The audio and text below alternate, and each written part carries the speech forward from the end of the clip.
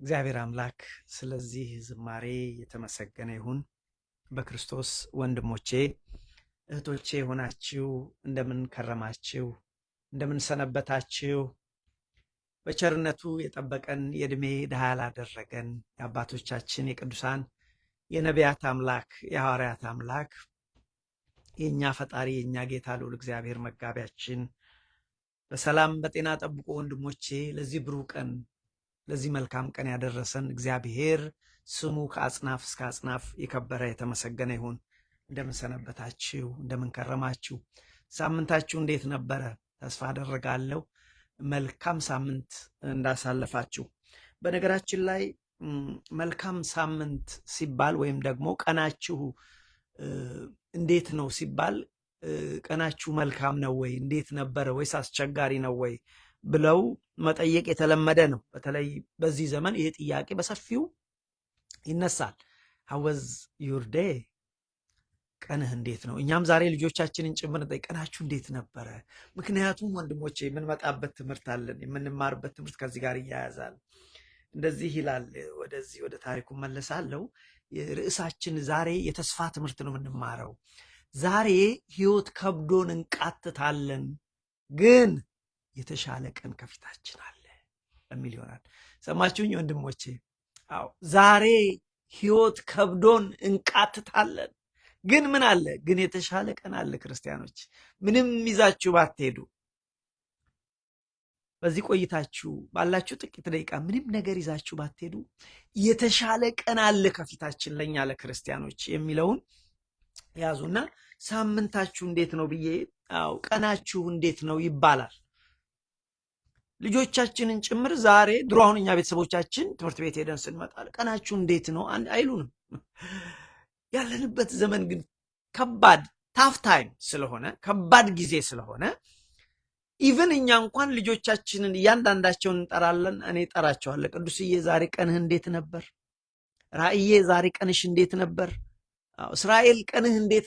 እያንዳንዳቸውን ጠይቃለሁ። ኦ ዳድ ማይ ዴይ ዋዝ ጉድ፣ እንደዚህ ነው እንደዛ ነው ይሉናል።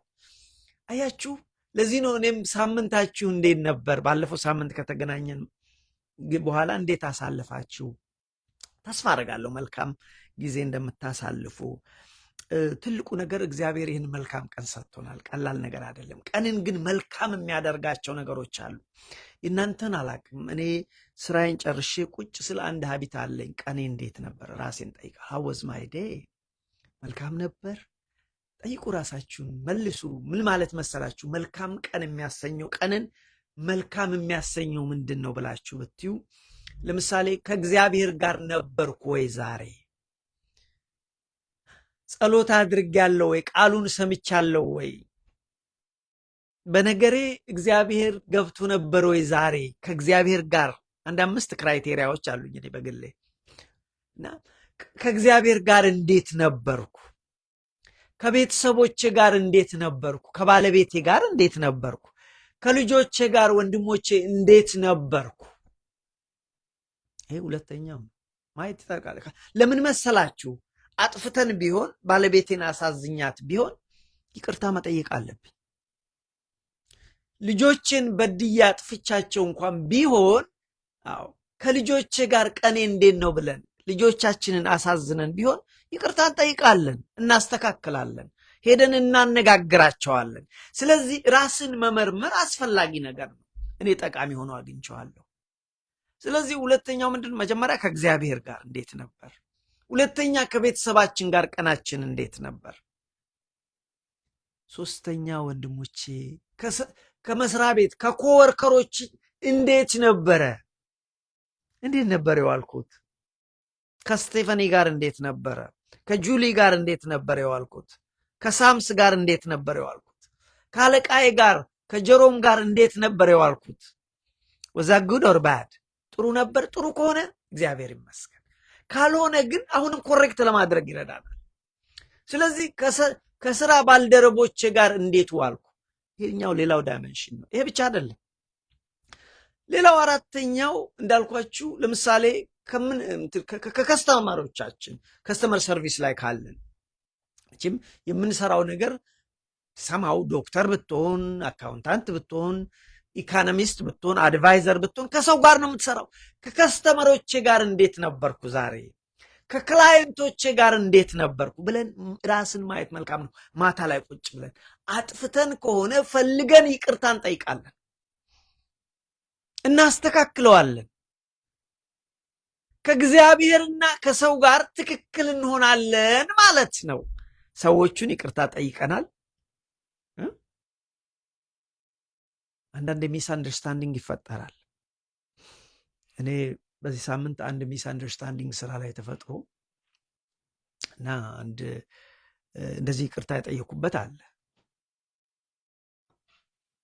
ኢትስ ኦልዌይስ ዊ ሃቭ ቱ ሰዎች ነን፣ እንሳሳታለን። ስንሳሳት ሄደን በጣም ይቅርታ ሚስ አንደርስቱድ አድርጌ ነው ሚስ አንደርስቱድ አድርጌሽ ነው ብለን እንጠይቃለን። ብቻ እነዚህን 4 ይሁን 5 ዳይሜንሽኖችን ወስደን ከእግዚአብሔር ጋር፣ ከቤተሰባችን፣ ከስራችን፣ ከምንውላቸው ሰዎች ወዘተረፈ ጋር እንዴት ነበርኩ? አሁን ይህንን አይታችሁ ሁሉ የዛን ቀን መልካም ከሆነ ቲክ ቲክ ቲክ ቲክ ቲክ ታደርጉና ምን ትላላችሁ? ዛሬ ቀኔ መልካም፣ ዛሬ ቀኔ መልካም ነው። ከዛስ ምን እናደርግ? እግዚአብሔር ሆይ ስለዚህ ቀን አመሰግንሃለሁ፣ ክብር ላንተ ይሁን፣ አስጀምረህ አስፈጸምከኝ ብለን እናመሰግነዋለን።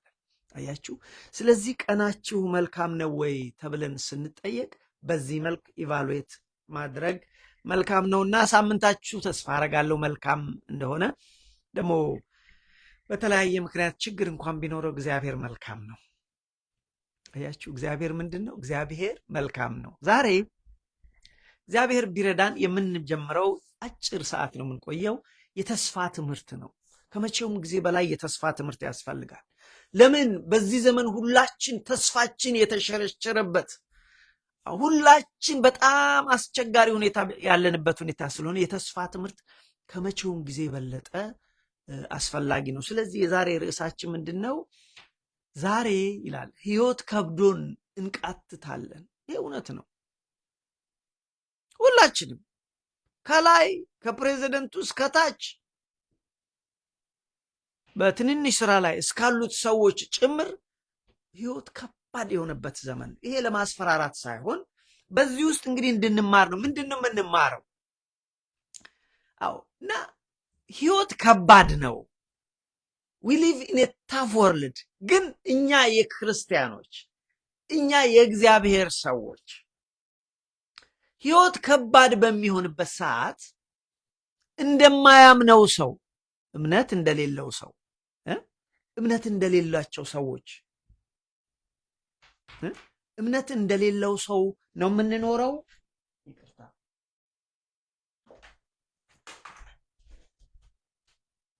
ይቅርታ። እና እኛ ክርስቲያኖች እንዴት ነው የምንኖረው? ቀኑ ታፍ ሲሆን፣ ቀኑ አስቸጋሪ ሲሆን፣ በብስጭት፣ በፍራስትሬሽን፣ ቤተሰብን በመጥላት፣ ወንድም እህትን በመጥላት፣ በመጣላት ነው። ምክንያቱም በውጭ ያለው ችግር ቤተሰብ ላይ አበሳ ስለሚያመጣ ማለት ነው። ስለዚህ ነው ወይስ የምናሳልፈው? ወይስ እንደ እግዚአብሔር ሰዎች ነው የምናሳልፈው? የእግዚአብሔር ሰዎች ደግሞ ቅድም እንዳልኳችሁ የነሱ ዓላማ ከእግዚአብሔር ጋር መኖር ስለሆነ ሕይወታቸው ታፍ ቢሆንባቸውም ተስፋ የሚያደርጉት እግዚአብሔር ገብቷቸዋል። ለዚህ ነው ይህንን ትምህርት ዛሬ ያመጣ ነው። ምንድን ነው ብለናል? ትምህርታችን እንዳልኳችሁ ዛሬ ሕይወት ከብዶን እንቃትታለን፣ ግን ምን አለ? የተሻለ ቀን አለ። ለዚህ እኮ ነው መስከረም ስትዘምር ምን አለች? የተሻለ ቀን ለእኔ አለ። እውነት ነው ወንድሞቼ፣ የተሻለ ቀን ለእኛ ለክርስቲያኖች አለ። ከፊታችን የተሻለ ቀን አለ። ፈተናችንም ደግሞ ያሳድገናል። ፈተና ከባድ ነው፣ መከራ ከባድ ነው። ግን የሚገርማችሁ ከፈተና በኋላ መልካም ሕይወት ይመጣል። ፈተናን ታግሶ ላለፈው ሰው መልካም ሕይወት ይመጣል። አያችሁ፣ ለዚህ ነው ሁልጊዜ የምጠቅሰው በጣም የምወደው ከኢዮብ የበለጠ የተፈተነ ሰው የለም። በልጆቹ ተፈተነ፣ በትዳሩ ተፈተነ፣ በጤንነቱ ተፈተነ፣ በሀብት በንብረቱ በሁሉ ነገር ተፈተነ። ግን ምንድን ነው ያለው? ከፈተናዬ በኋላ እንደ ወርቅ ሆኜ እወጣለሁ። ይሄ ነው፣ እንደ ወርቅ ሆኖ ወጣ። እውነትም እኮ ከፈተናው በኋላ ኢዮብ እንደ ወርቅ ሆኖ ወጣ። ስለዚህ ወገኖቼ ፈተና ለመቀበል ቢከብዱትም ፈተና መልካም ነገር ነው። ሰው ያሳድጋል። ቢያምም ፈተና ያሳምማል። ሰውን ግን ያሳድጋል። ለዚህ እኮ ነው ትምህርት ቤት ሄደን ከአንዱ ክፍል ወደ ሌላው ክፍል የምናልፈው የምናድገው በክፍል ተፈትነን ነው። ከ7ኛ ወደ 8ኛ ከ8 ወደ 9 በፈተና ውስጥ አልፈን ነው። ወንድሞቼ ይሄ ብቻ አይደለም። ከሃይ ስኩል ወደ ዩኒቨርሲቲ የምንገባው በፈተና ነው። በፈተና ውስጥ አልፈን ነው። ስንወድቅ እንደገና እንፈተናለን። ተስፋ አንቆርጥም። በጣም ጥቂት ሰዎች ተስፋ ይቆርጣሉ። በነገራችን ላይ ይህን የተስፋ ትምህርት ያመጣው አሁን ግን ጥቂት ሰው ሳይሆን ብዙ ሰው ተስፋ ይቆርጣል። በምድራችን ላይ ባለው የኑሮ ክብደት የተነሳ ናው ኤዴስ ብዙ ሰው ተስፋ ስለሚቆርጥ ለዚህ ነው ይህንን ትምህርት ያስፈልገው። ስለዚህ በህይወት ስንኖር ፈተና አለ፣ መከራ አለ። ግን ፈተና ለተረዳው ሰው ፈተና የሚመጣው ሊያሳድገን ነው፣ ሊያጠፋን አይደል። ሰማችሁኝ? ሊያሳድገን ነው። ከኮሌጅ ወደ ዩኒቨርሲቲ፣ ከዩኒቨርሲቲ ወደ ስራ ዓለም፣ ስራ ዓለም ላይ ገብተን ከስታፍ ከጁኒየር ስታፍ ወደ ሲኒየር ስታፍ ለመሄድ ፈተና አለ። ከሲኒየር ስታፍ ወደ ሊደርሺፕ ለመግባት ፈተና አለ። ወንድሞቼ ፈተና አለ። ስለዚህ ፈተናን ግን የተረዳ ሰው ፈተናን በአግባቡ ይይዛል። ዛሬ ያለንበት ታፍ ጊዜ ነው። ለምን? የመጨረሻው ዘመን ላይ ነን። የመጨረሻው ዘመን ነው ሲባል ሪሊ የመጨረሻው ዘመን ነው። ይሄ ሰውን ለማስፈራራት አለን። በሁለት ምክንያት የመጨረሻው ዘመን ይባላል። አንደኛ ከክርስቶስ ወደ ምድር መጥቶ ለእኛ ሲል ተሰቅሎ ሞቶ ካረገ ጊዜ ጀምሮ ያለው ጊዜ እስካሁን የመጨረሻው ዘመን ይባላል። ይሄም ይባላል። ግን ከሱም ይልቅ ደግሞ ዛሬ ነገሮች በጣም የከበዱበት፣ ህይወት እጅግ ከባድ የሆነበት፣ ክርስትና ከባድ የሆነበት፣ ስራ ከባድ የሆነበት፣ በሀገር ውስጥ መኖር ከባድ የሆነበት፣ በስደት መኖር ከባድ የሆነበት ዘመን ላይ ነው ያለው። ከባድ ነው። ለምን? የመጨረሻው ዘመን ላይ ደርሰናል። የእግዚአብሔር ቃል ምን ይላል መሰላችሁ? የመጨረሻው ዘመን እጅግ አስጨናቂ ነው ይላል። እነዚህን ነገሮች ማወቅ በጣም ይጠቅማል። ይገርማችኋል። በህይወታችሁ አንድ ሰው አስቸጋሪ ነው ብሎ አንድን ነገር ከገባው ተጠንቅቆ ይኖራል። ለምሳሌ ወታደር አሁን ጦርነቱ ሲገባ መሞት እንዳለ ያውቀዋል። ከሞት የበለጠ ምን ከባድ ነገር አለ? ሲዋጋ መሞት እንዳለ ያውቀዋል። ግን መሞት አለብኝ ብሎ ሸሽቶ አይደለም። በቃ ያውቀዋል። የሚችለውን ያህል ይዘጋጃል። ግን ኢዝ ሬዲ። በየሰከንዱ ፍሪክ አውት አያደርግም። ለምን? ያውቀዋላ። እኛም ክርስቲያኖች የምንኖረው ከባድ በሆነ ዘመን ውስጥ ቢሆንም የዘመኑን ነገር ከዋጀ ነው ከተረዳ ነው እንደ ዘመኑ እንደ እግዚአብሔር ሐሳብ እንኖራለን። እና በነገራችን ላይ የዚህ የትምህርታችን ዓላማ ለጥቂት ሳምንታት የሚቆይ የተስፋ ትምህርት ዓላማው እንግዲህ ርዕሳችን ምንድን ነው ብያችኋለሁ። ዛሬ ከብዶን እንቃትታለን፣ ግን የተሻለ ቀን አለ። እውነት ነው አለ። ስለዚህ ምንድን ነው የትምህርቱ? የመጨረሻው ዘመን እጅግ አስጨናቂ ስለሚሆን የእግዚአብሔር ሰዎች ይህንን ነገር እንዴት ይሻገሩታል፣ ምን ማድረግ አለባቸው የሚለውን ለማሳሰብ ነው። ገብቷቸዋል ማለት እንደዚሁ እንደማያምኑ ሰዎች እየተበሳጩ ራሳቸውን እየጠሉ ቤተሰባቸውን እየጠሉ ጎረቤታቸውን እየጠሉ እያንጎራጎሩ እያለቀሱ ነው የሚኖሩት የእግዚአብሔር ሰዎች?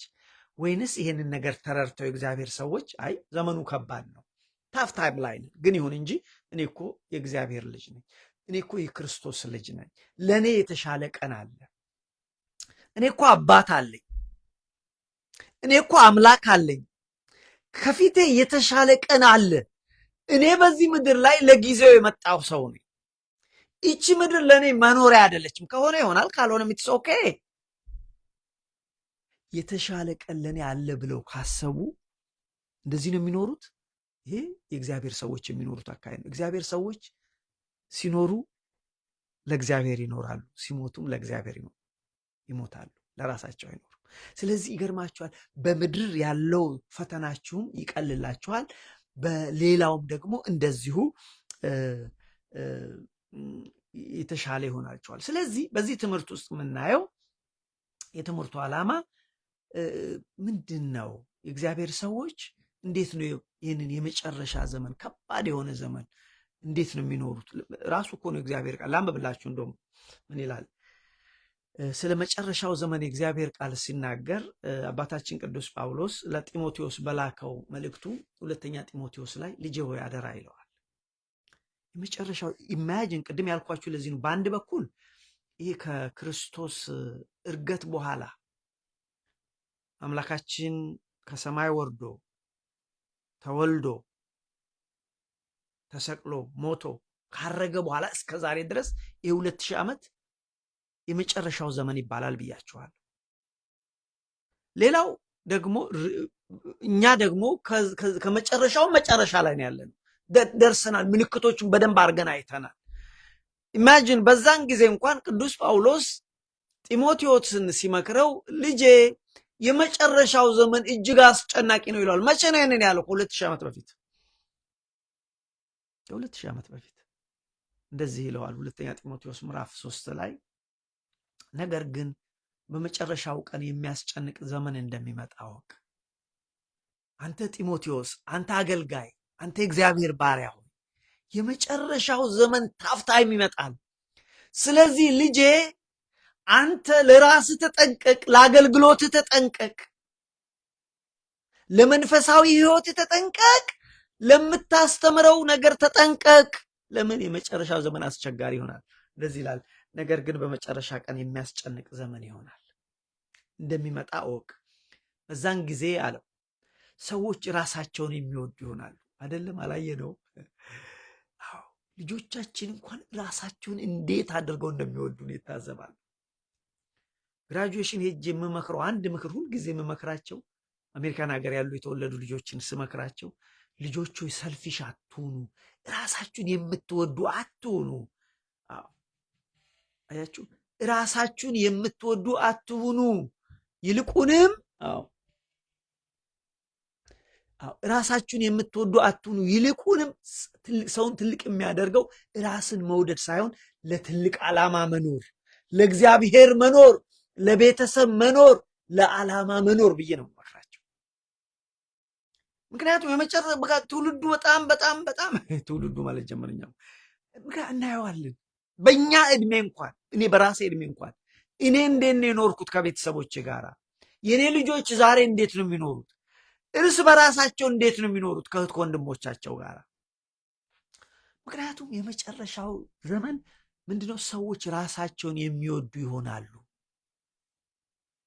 ነገር ግን በመጨረሻው ቀን የሚያስጨንቅ ዘመን እንደሚመጣ ይሄን ወቅ። ሰዎች ራሳቸውን የሚወዱ ይሆናሉ፣ ገንዘብን የሚወዱ ይሆናሉ። ገንዘብን በጣም ይወዳሉ። ስንት ወንድሞቻችን በገንዘብ ምክንያት ተጣሉ። ስንት አሁን እዚህ ጋር የሚጮኸው ስልክ አንድ ወንድሜ ነው የሚደውለው። በገንዘብ ምክንያት ተጣልቶኝ በስንት መከራ የታረቁት። አሁን አገልግሎት ላይ እንኳን 10 ይደውላል። በስንት መከራ ስንት እህቶቻችን በአመት የፈጀብኝ ሰዎች አሉ ልታረቃቸው ብደውልላቸው፣ ኧረ እባካችሁ አጥፍቼም አይደለም እውነቱን ለመናገር ሰው ለመጣላት ምክንያት ነው የፈለገው። የድሮ አባቶቻችን ለመታረቅ ዝምድና ለማድረግ ምክንያት ይፈልጋሉ። እኛ ሰው ለመጣላት። አያችሁ ምንድን ነው? ሰዎች ምን ሆኑ? ገንዘብን የሚወዱ እኔ አውቃለሁ። ገንዘብን ለማግኘት ሲሉ እናት አባታቸው እንዲሞቱላቸው የሚጸልዩ ሰዎችን አውቃለሁ። የሚቸኩሉ ሰዎችን አውቃለሁ። መቼ ሞቶ ያችን 4 ቆርቆሮ ያላትን ቤታችንን መቼ ይወርሳሉ? አትበላትም መስሎሃል እንጂ አትበላትም። ስለዚህ ሰዎች ምን ይሆናሉ? የመጨረሻ ቀን ገንዘብን የሚወዱ ትምክተኞች፣ ትዕቢተኞች፣ ተሳዳቢዎች። አቤት ስድብንም አየን። አቤት ስድብ እኮ በጣም ጥሩ እኮ ነው። ማይክ እንዲያዝና ሶሻል ሚዲያ ላይ ወጣ መሳደብ ነው። ምን ችግር አለ? መሳደብ ነው። ትልቁን መስደብ ነው፣ መዘርጠጥ ነው። ትንሹን መስደብ ነው። ግድ የለም እግዚአብሔር ይፈርዳል ብሎ ማለፍ የለም። መስደብ ነው። ሁሉም ተሳዳቢ ነው። በዚህ እናውቃለን። የመጨረሻው ዘመን ላይ እንደገባን እርግጠኞች ነን። ካህኑን እንሰድባለን፣ ቄሱን እንሰድባለን፣ ጳጳሱን እንሰድባለን፣ መሪውን እንሰድባለን። መስደብ ነው። አባትን መስደብ፣ እናትን መስደብ። ልጆች አባትና እናታቸውን ይሰድባሉ። ይህንን በአይኔ በብረቱ ዕለት ዕለት አየዋለሁ። ልጆች ሲሳደቡ ታፍታይም ነው። ታፍታይም ነው። በጣም ታይም ነው። ስለዚህ ምን ይሆናሉ? ተሳዳቢዎች። ስለ ልጆች እንደውም ሲና ለወላጆቻቸው የማይታዘዙ። ስንት ልጅ ነው ለወላጁ የሚታዘዝ? ልጆቻችሁ የሚታዘዟችሁ ቤተሰቦች እግዚአብሔርን አመስግኑ። ሌሎቻችሁም ጸልዩ። በልጆቹም አትፍረዱ። ልጆቹም ከአቅማቸው በላይ የሆነ ነገር አለ፣ የተያዙበት ነገር አለ። አዎ ቀና ብለን እኛ ቤተሰቦቻችንን አይተናናቅ። የዛሬ ልጆች አንድ ነገር አድርግልኝ ካላሏቸው ይናገሯቸዋል፣ ክፉ ነገር ይናገሯቸው። ስድብ ባይሰድቧችሁ ክፉ ነገር ይናገራሉ። በቃ ልብ የሚያቆስል። እኔ እኮ የምኖረው ወረስት ከሆነ ፋሚሊ ጋር ነው ይሏቸዋል። ማለት ይሆነዱ ቀላል አይደለም። ይሁን ኦኬ ነው። ታባብሏቸዋላችሁ፣ ትመክሯቸዋላችሁ። we have to የመጨረሻው ዘመን ላይ መድረሳችንን እርግጠኛ የሚያደርጉን ነገሮች አሉ። ስለዚህ ልጆች ለወላጆቻቸው የማይታዘዙ የማያመሰግኑ፣ ዛሬ ያለው ትውልድ የማያመሰግን ነው። ሁሌ የሚያማርር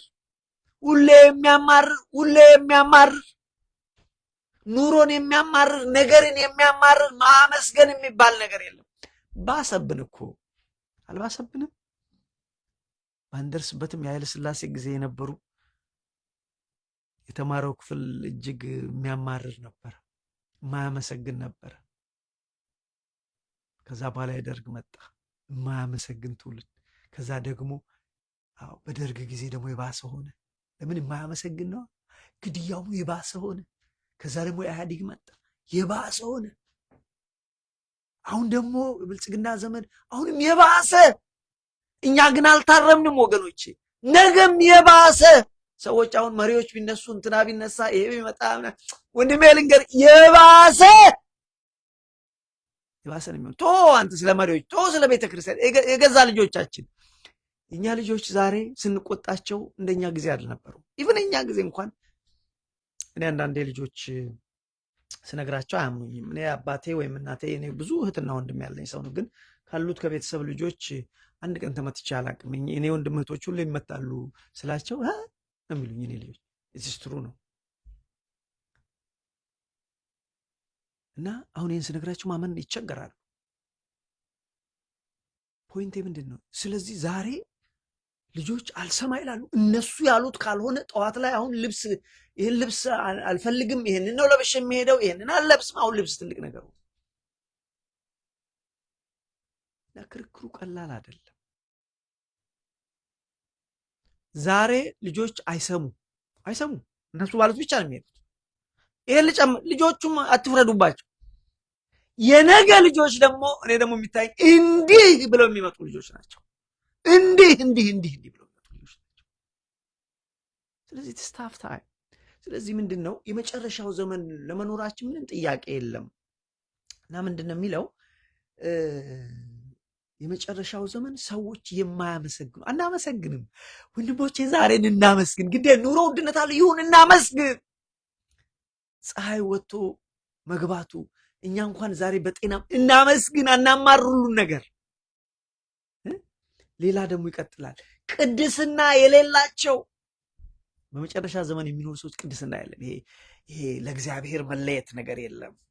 ተደበላልቆ መኖር ነው። ቅድስና የለም፣ ንጽህና የለም። መቆሸሽ ብቻ ነው። በአንደበታችን እንቆሽሻለን፣ በምንሰማው ነገር እንቆሽሻለን፣ በምናየው እንቆሽሻለን፣ ነክተን እንቆሽሻለን። ቅድስና የጠፋበት ንጽህና የጠፋበት ዘመን ነው። ቅድስና የሌላቸው፣ ፍቅር የሌላቸው፣ ፍቅር የተባለ ነገር የሌለ ነው ሰው። እውነት ነው። ይሄም እስቲ የገዛ የእናታችሁን ልጅ ፍቅር አላችሁ? በደንብ አድርጋችሁ ነው እውነቱን ለመናገር ከስንት ወንድሞቻችን ጋር እኮ ተጣላን። ስላጠፋን አይደለም የተጣላ ነው። እነሱ የሚያስቡትና እኛ የምናስበው የተለያየ ነው። ስለዚህ የመጨረሻው ዘመን ሰዎች ፍቅር የሌላቸው፣ እርቅን የማይሰሙ ሐሜተኞች፣ ሐሜት የበዛበት፣ ራሳቸውን የማይገዙ፣ ሰልፍ ኮንትሮል የሌላቸው ጨካኞች፣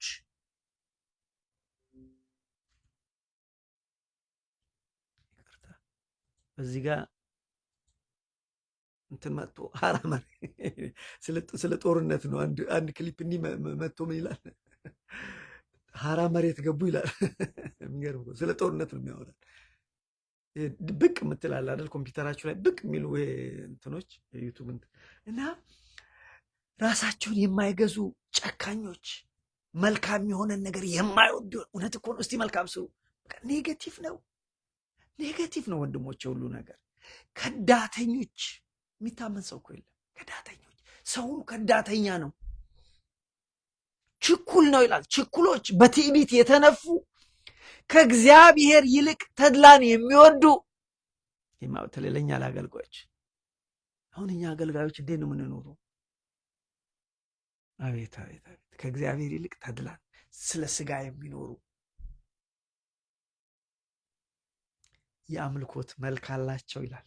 እነዚህ ሰዎች የአምልኮ መልክ ሲታዩ የእግዚአብሔር ሰዎች ይመስላሉ፣ ግን እግዚአብሔርን የካዱ ኃይሉን የካዱ ከነዚህ ደግሞ ልጄ አንተ ራቅ ይለዋል። ስለዚህ የመጨረሻው ዘመን እንደዚህ ነው እናውቃለን ማለት ነው። ቅዱስ ጳውሎስ ታዲያ ጢሞቴዎስን ልጄ ሆይ አንተ ግን ከእንደዚህ አይነት ህይወት ራቅ፣ ለራስህና ለአገልግሎትህ ተጠንቀቅ፣ ለራስህ እንዳትወድቅ፣ አገልግሎትህ ከእግዚአብሔር ቃል ውጪ ሰውን ደስ እንዲለው ብለህ እንዳትጨምር አደጋ አለው። ዛሬ ሰዎችን ደስ እንዲል እኮ ብዙ ምንጨምር ብዙ ሰዎች ይሰሙናል። ፍሬ የሆነውን የእግዚአብሔርን ቃል ግን ሰው አይሰማም። ሰው ምንድነው መስማት የሚፈልገው? ተረት ተረት የሌለውን ነገር አንተ ትበልጣለህ፣ አንተ እንደዚህ ነህ ብንለው ሰው ይሰማል። ግን ይህ አይጠቅምም፣ ለሚሰማው አይጠቅምም፣ ለእኔም አይጠቅምም። ስለዚህ ወገኖቼ በአጠቃላይ የመጨረሻ ዘመን መሆኑ ይታወቃል። በሌላ አነጋገር ይሄ እግዚአብሔር ቃል ያለው ነው። የመጨረሻ ዘመን ለመሆኑ እችን ጠቅለል አድርግና እዚህ ጋር ቆማለሁ። በሚቀጥለው እንቀጥላለን። ከባድ ጊዜ ነው ህይወት። እጅግ የመጨረሻ ዘመን መሆኑን የምናውቀው ህይወት ከባድ ነው፣ መኖር ከባድ ነው። አምጠን እኮ ነው የምንኖር። ለዚህ እኮ ነው ትምህርታችን ርዕሱ ዛሬ ህይወት ከብዶን እንቃትታለን ነው የሚለው። ከብዶን እንቃትታለን፣ በምጥ ውስጥ ነው ያለነው ነው ትምህርቱ። ግን የተሻለ ቀን አለ፣ ተስፋ እንዳትቆርጡ። ስለዚህ ዛሬ ህይወት ከባድ ነው። ህይወት እጅግ ከባድ ነው። ክርስትና ራሱ እጅግ ከባድ ነው። ስራ እጅግ ከባድ ነው። ከቤተሰብ ጋር መኖር ከባድ ነው። ትዳር ከባድ ነው። ልጆች ጋር ከባድ ነው። ልጆች ማሳደግ፣ ስራ መስሪያ ቤት ሄዶ ሰርቶ መምጣት እኮ ከባድ ነው። ኢትስ ናት ፋን ኤኒሞር። 99 ሰርታችሁ 100 አምጡ ይላሉ። 100 ሰርታችሁ 101፣ 101 ሰርታችሁ 105 አምጡ ይሏችኋል። ኢት ኢዝ ሶ ስትረስፉል። አሁን እንግዲህ ነገሩ ሁሉ ነገር ከባድ ከሆነ የእግዚአብሔር ሰዎች ይህን ፈተናውን ይህን መከራ እንዴት ያልፉታል? እንደማያምኑ ሰዎች በመበሳጨት በመናደድ ከቤተሰባቸው ጋር በመጣላት በመነጫነጭ ራሳቸው ላይ እርምጃ በመውሰድ ነው የሚያልፉት። ምክንያቱም ደስ የሚያሰኝ ነገር የለም እውነቱ ለመናገር። ወይንስ እንደ እግዚአብሔር ሰዎች በተስፋ እንደ እግዚአብሔር አካሄድ እኔ እኮ የመጣሁት በዚህ ምድር ላይ ልኖር አይደለሁም፣ ለእኔ እኮ የተሻለ ቀን አለ። የመጨረሻው ዘመን ብደርስም ግን ከመጨረሻው በኋላ ደግሞ የመጀመሪያ አለ። ደስ አይልም? ደስ አይልም ወንድሞች? ከመጨረሻው በኋላ ደግሞ እኮ የመጀመሪያ አለ። የመጨረሻ ህይወት ቢሆን ከሱ ደግሞ የመጀመሪያ አለ።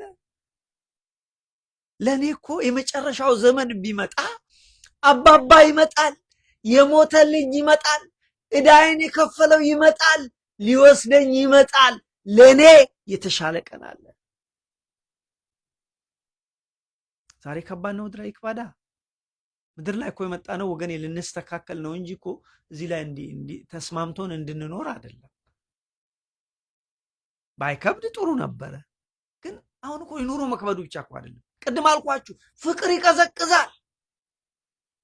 ወንድምህ ጋር ከእህትህ ጋር አትስማማም። ከእናት ከአባትህ ጋር አትስማማም። ከልጆች ጋር አትስማማም። ከቤተ ክርስቲያን ሄደ ሰላም አታገኝም። ይህ ፋክት ነው። ወንድሞቼ በሀገር ውስጥ መኖር ከባድ ነው። ከሀገር ውጭ መኖር ከባድ ነው። ስደት ከባድ ነው። ወደ ሀገር መመለስ ከባድ ነው። ከሀገር መውጣትና መሰደድም ከባድ ነው። ሰሞኑን እንሰማለን እንዴ ሳውዝ አፍሪካ ውስጥ ወንድሞቻችን እየተሰቃዩ። ከባድ ነው። ከባድ ዘመን ላይ ነው። አያችሁ። ስለዚህ መሰረታዊ ነገር ምንድነው? በአጠቃላይ እጅግ ከባድ ዘመን ነው። የመጨረሻ ዘመን ላይ ነው።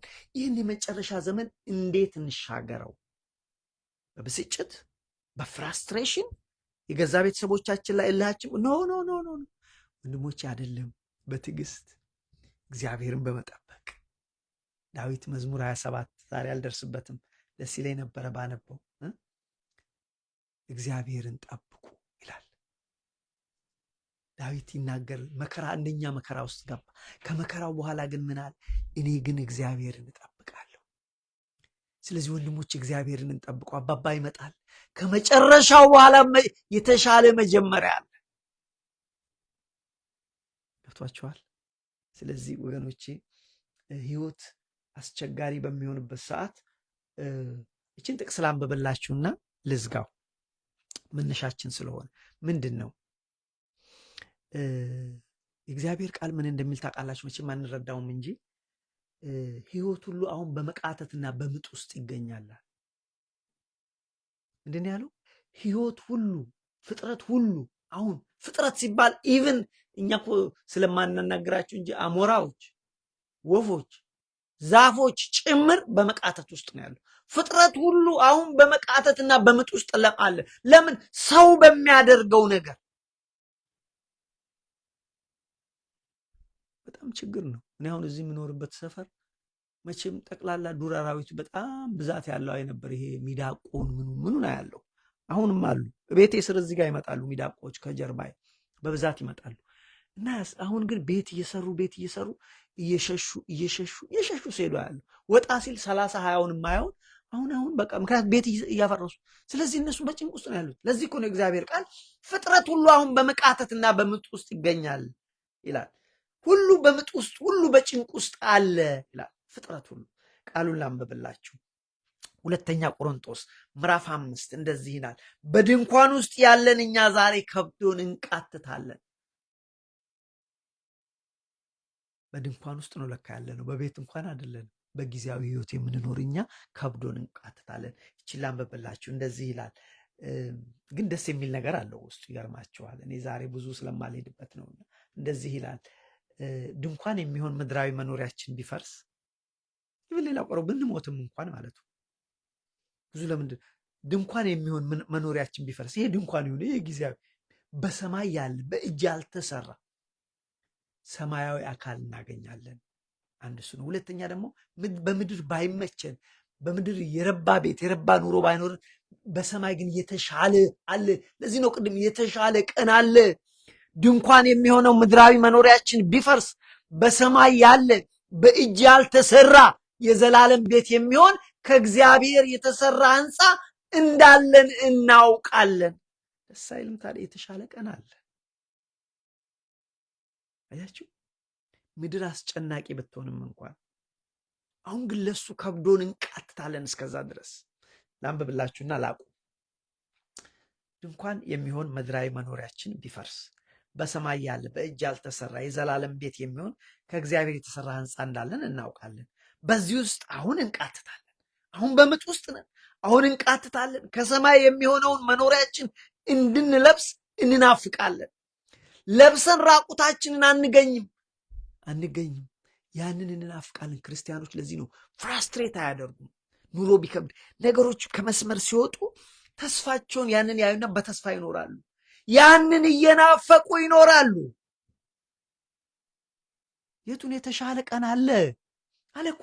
ከሰማይ የሚሆን መኖሪያችን እንድንለብስ እንናፍቃለን ካለ በኋላ በእውነት የሚሞተው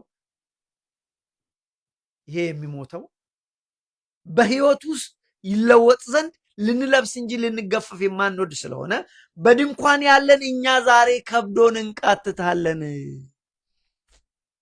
ይህ ነው ትምህርታችን። ከብዶን ዛሬ እንቃትለን፣ ግን ምን አለ? የተሻለ ቀን አለ።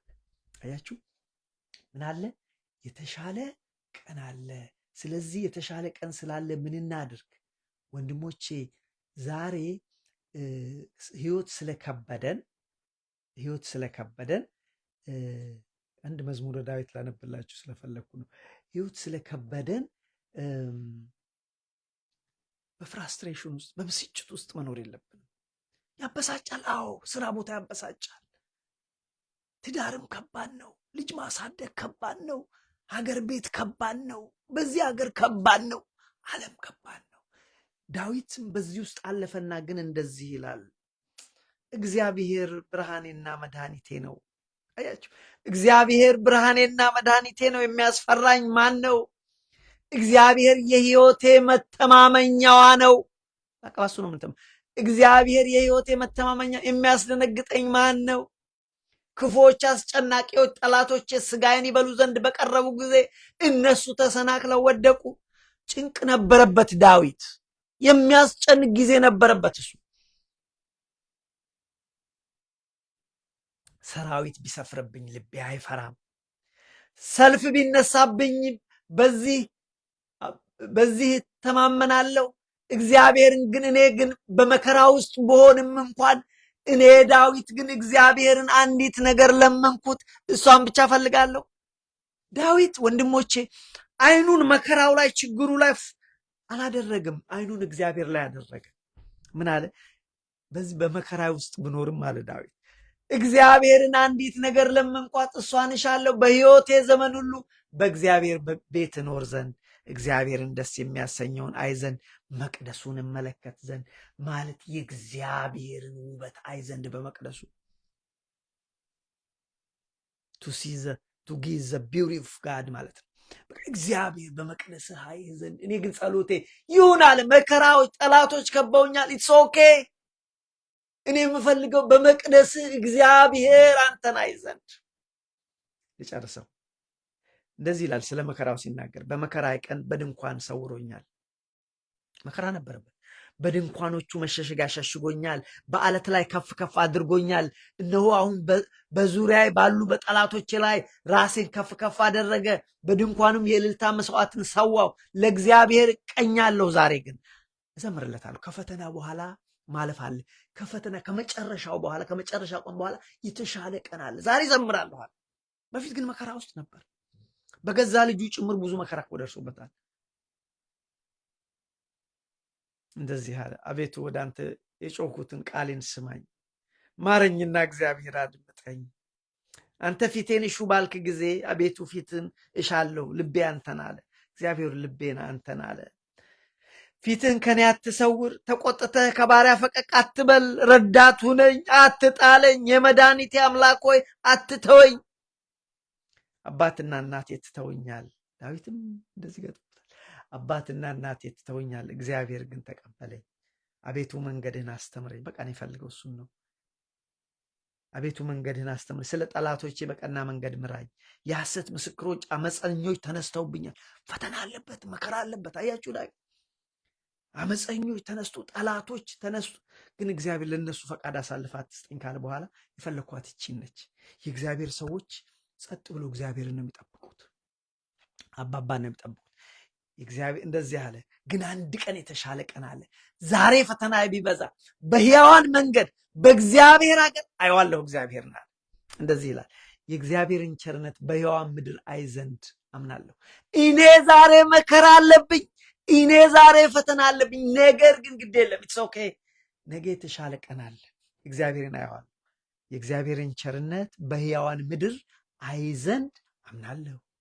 በሕያዋን ምድር ነች፣ በሰማይ ዛሬ በምድር ባይመቸኝ ነገ ይሄ ድንኳን የሆነ ህይወታችን ሲያልፍ በሰማይ አለ። በእግዚአብሔር የተሰራ ህንፃ አለ በሰማይ። በእግዚአብሔር የተሰራ ሰማያዊ አካል አለን። የተሻለ ቀን አለ። ስለዚህ አለና ራሱን ሲመክረው እግዚአብሔርን ተስፋ አድርግ፣ በርታ፣ ልብህ ይጽና፣ እግዚአብሔርን ተስፋ አድርግ። ነፍሱን ነው ይመክራል። ስለዚህ ወንድሞቼ እኛም እግዚአብሔርን ተስፋ እናድርግ። በዚህ ታፍ በሆነ ታይም ውስጥ ያስተማረን የመከረን የአባቶቻችን አምላክ እግዚአብሔር ስሙ የተመሰገነ ይሁን። ትምህርቱን እንቀጥለዋለን። በሚቀጥለው ሳምንት ከዚሁ ተነስተን እንደገና እንቀጥላለን። ሰላም እግዚአብሔር ይብዛላችሁ። አሜን።